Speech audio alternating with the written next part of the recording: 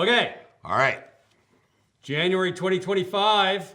Welcome to Off Topic with Tim and Matt, our wonderful little sports show where we always go Off topic.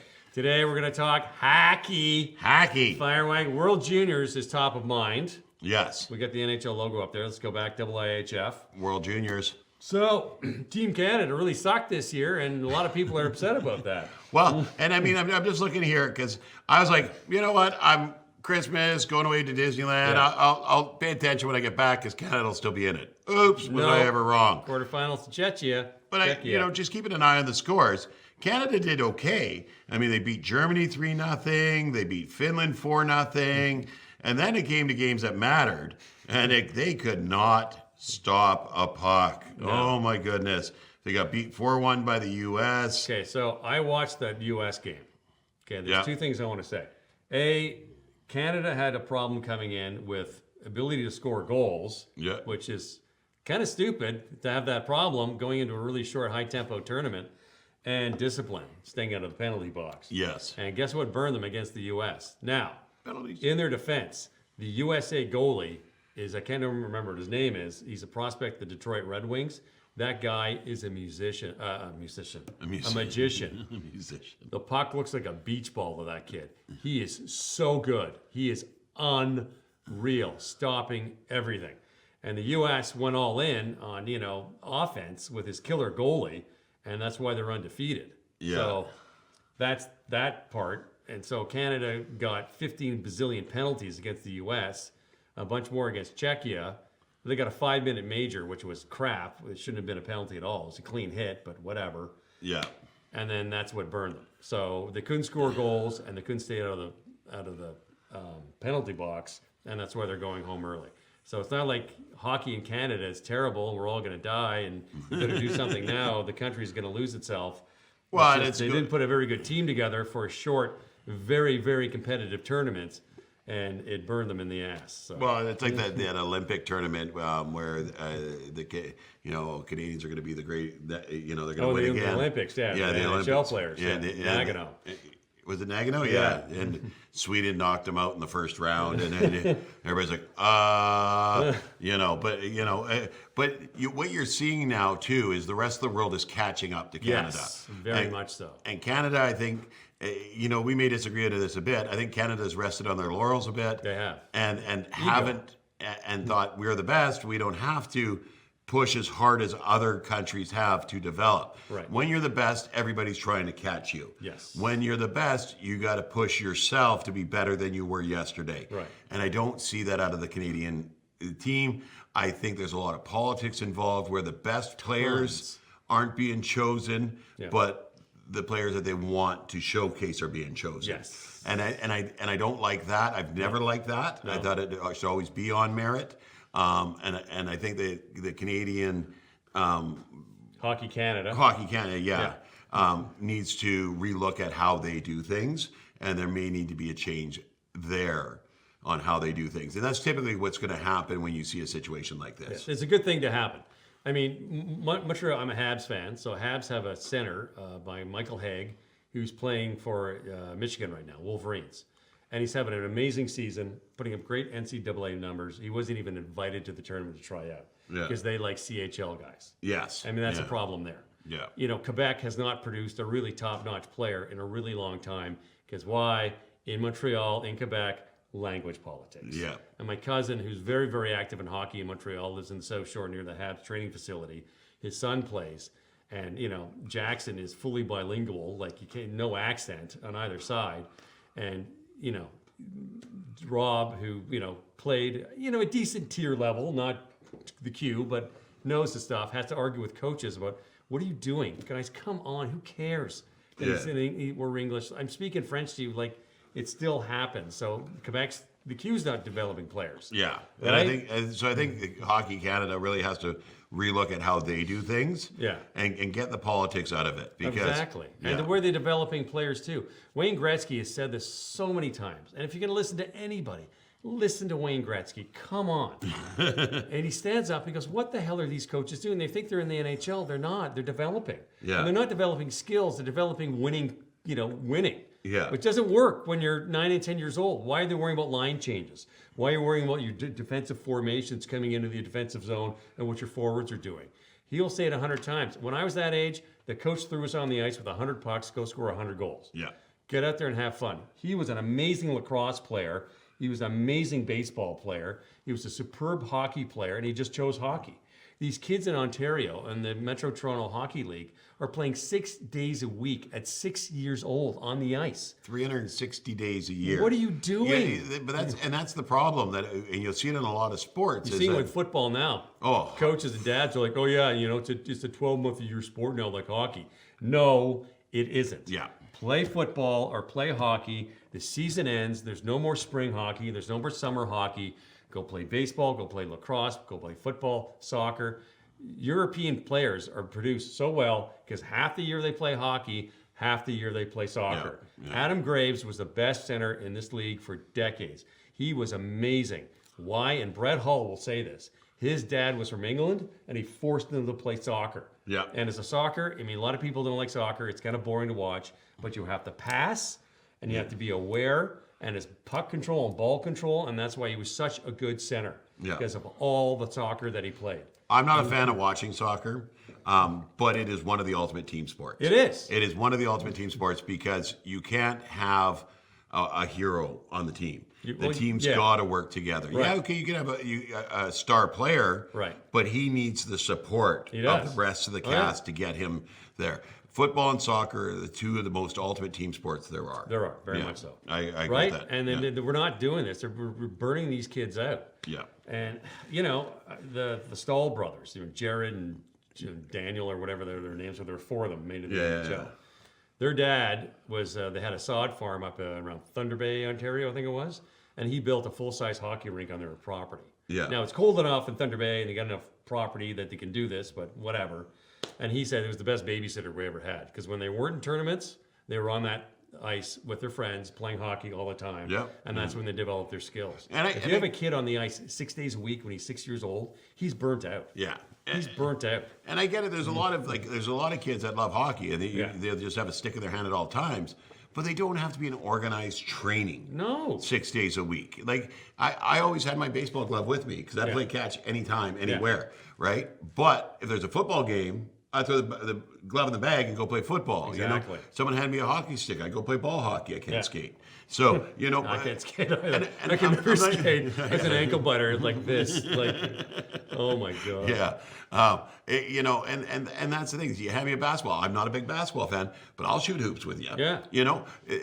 Athletes do well in all sports Jordan because was a good baseball player. 100%. Yeah. Athletes do well in all sports because they try all sports. Yeah. So It develops different muscle groups. Yeah. You're running around instead of being on skates. Yeah. And you're developing different instincts. except pickleball. Leave that for the old people. Come on, you Pickleball. guys. Oh, it's crazy. They're having problems at pickleball courts right now where ringers are showing up. They're beating the old people off the court. Like, seriously, you got to stop that. All Okay, right. but whatever. Yeah, you've got to. I mean, that's the problem with Canadian hockey right now. Is it's all in all the time in hockey. Parents are paying a fortune, like 50 grand in 1 year, and the big springboard year to get them either into, BC, FC, whatever it's called, to go to the U.S. colleges or to play in the CHL, and it's nuts. Yeah. And everyone complains. It drives me nuts. Wayne Gretzky and Bob Gainey and all these guys, like, what are these parents doing? What are you doing? And nothing changes. Yeah. And it's just somebody has to stop it because. When it all costs culture is just it's costing the kids Yeah. the enjoyment of playing. Yeah. And this year, Team Canada, the World Juniors, they didn't put a very good team together, and that's why they lost. No, and I think so the next year you'll see changes made. Yeah, for So, sure. Yeah. Bad coach. Okay, NHL. I don't watch a lot of NHL till about the end of February because there's other sports on, and there's baseball hasn't started yet. But my Habs, who were the worst team in the league in November, and now are a game out of 500. They were at 500, but they lost to the Chicago Blackhawks last night. Right. But we Like, got all we that. got to preface that by saying they're only 2 wins out of being the worst team in the league. They're getting way better. So Patrick Laine came Yeah. up after getting injured. yeah. He had 8 power play goals. which was the same amount as some teams. Winnipeg as a team had 10 as a team. He had 8 on his own. Well, I think that was a great pickup for them, Lady. Oh, was my a, God. Oh, you there's, know, look, hooker yeah. boots. Those are cute. Team who leave me alone. Seriously. Okay, but you look at this here. Like, you got the Canadians there. They're sitting there with 37 points. Buffalo being the worst team at 33 points, right? Yeah. And it's just the Eastern Conference here. Right. We'll go down the Western Conference when we talk about my Kings. But you know, so they're 2 wins out of the basement. So they could fall back there pretty quickly, but they're showing progress. You look at their last 10; they're 6-4. They're starting to produce. They are. So. And they moved Justin Barron, who's a really good young defenseman, to Nashville, and they got this kid guy, Carrier. And that allowed Keaton Gooley, who's their drafted prospect, to move to his natural side. Yeah. And they play against each other, right? Lane Hudson has 26 points with 2 goals. Yeah. He's playing with Mike Matheson, and the veteran. Yeah. Right? So they're getting really good defensive pairings, and the young defense is starting to get that experience and making a lot less mistakes.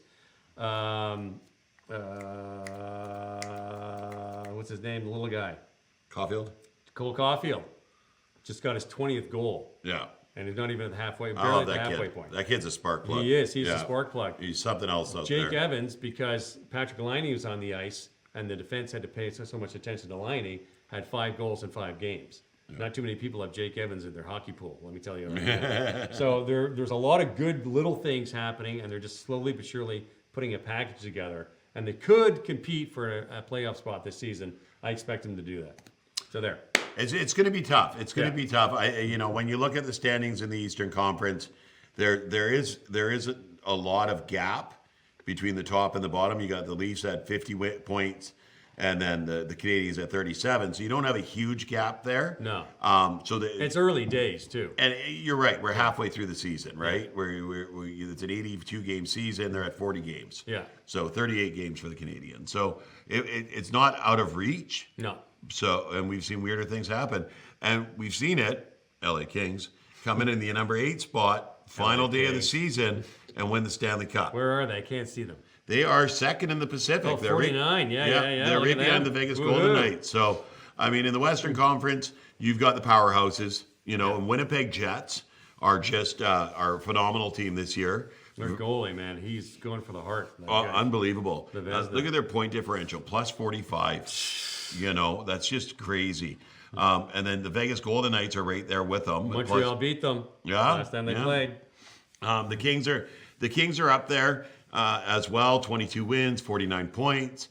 They're looking good. The Canucks are the Jekyll and Hyde team this year. Yeah. The Canucks came out last year with very low expectations and lit it up. They And overachieved. They did. They really overachieved.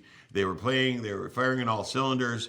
They've had some issues this year in the locker room. They've had some issues on the ice. I think a couple players that they let go at the end of the season last year, they didn't really replace very well. Yeah. Right? I went and saw, excuse me, on December 14th, the Canucks play the Bruins. Right. The Bruins scored in like 20 seconds into the game. They ran over the Canucks. Right. We're going to that game Oh, during my the week, God. and I turned the score on. I'm like, oh man, Macri, Oh. sucks. It was they were bumbling. They didn't shoot the puck. They were being outshot like 20-4 in the second quarter. Everybody can have a bad game, right? But then I watched the game last night against Nashville, and they were doing the same thing. Yeah. But then I watched a game in between the night, and I don't even remember who they were playing. They dominated them. Yeah. Like, dominated them. So it's such a Jekyll and Hyde squad right now. Is Rick Tocchet still their head coach? Yeah, and he's doing great. Tocchet's Yeah. doing great. He's getting a lot out of the second and the third and the fourth line. The first 2 lines seem to be all over the place. And Yeah. Peterson just got hurt. Besser got hurt for a bit. JT Miller was out with some personal issues. Yeah. You know, so they're kind of they're this Jekyll and Hyde team that I think if they can pull it together, they get to the playoffs. They may cause some damage in the playoffs. The Kings have become a very defensive team with some good offensive skill. Right. So I think that they're another team, but I really think that the 2 to beat here are going to be the Knights and the Jets when you look at it right now. Edmonton. Edmonton is always in the conversation. When you got Draisaitl and McDavid on the same team, you're always in the conversation.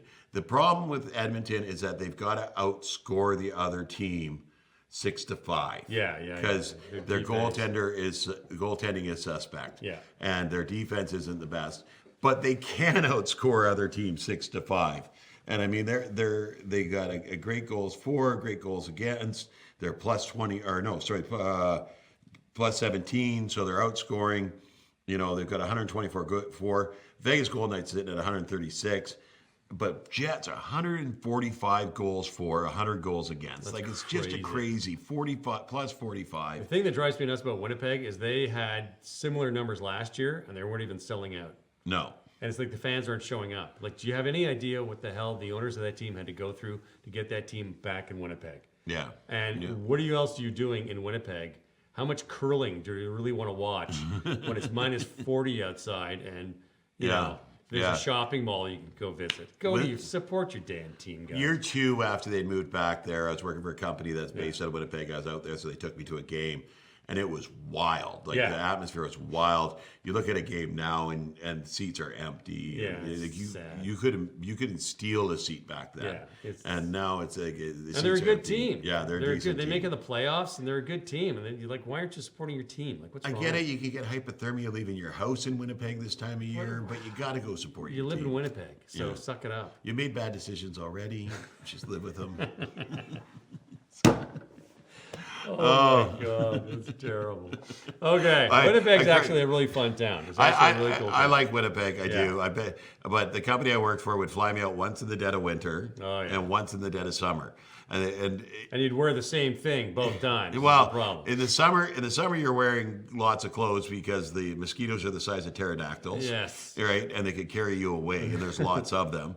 And in the winter, your skin could freeze in about 30 seconds. It's right. very cold. Yeah, and then it's a fun town though. It's got a cool vibe to it. Yeah, but I do like Winnipeg. Yeah. I always make the joke that the busiest place in Canada is the departures bay at Winnipeg Airport. But you know, it's everybody's trying to get the heck out of there. But there's good. All right, that about wraps it up. And unless you want to stay on hockey, Nope. I'm third in my hockey pool, so I'm pretty happy about that. Number 1's got a 58-point lead on number 2, so no one's catching him, I don't think. Wow. But yeah, that guy, and there's a guy from South America that lives in Colorado. We do work hockey pool. He's one of our distributors. Right. And I'm like, well, what do the guy from South America know about hockey? Oh my God, he knows hockey. He knows it turns out hockey. he used to play hockey. Oh, So, really? Yeah. Oh, there you go. So he's 58-point lead. I remember back in the day with hockey pools in high school, you weren't allowed Gretzky and Lemieux. You couldn't pick them in the pool. Yeah. Yeah, you weren't allowed because it was just you got that one player you won. Well, so we do a box pick. So you got all these forwards and then the defensemen, the goaltenders, and you pick one of 5 in each box. Right. And last year they put Connor McDavid and Draisaitl in box 1 and box 2, right? Well, this year they put them both in one box. So you can't have both of them. Right. Right. And everybody who's at the top was because they took the 2 of them, right? So, they kind of messed people up this year by putting them in the same box. Oh, well. All right, that all wraps it up. Happy New Year. We're coming back next week. I'm here next week. I'm here next week. Works for me. Thanks for tuning in. We got a lot of football talk next week. Oh, it's going to be good. It's going to be good. So. All right. Thanks for tuning in. Where we always go. Off topic.